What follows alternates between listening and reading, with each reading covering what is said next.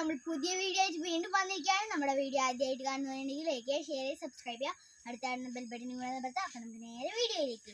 അപ്പോൾ ഗൈസ്, ഇന്നൊരാളുടെ പാട്ടാണ് കേട്ടോ. വേറെ ആദ്യമല്ല, എൻ്റെ അനിയൻ്റെ തന്നെയാണ്. അപ്പോൾ അവൻ വരും. കുഞ്ഞു പാടാ. പാട്ടാണേ. ഞാനാണ് പാട്ട് പാടാൻ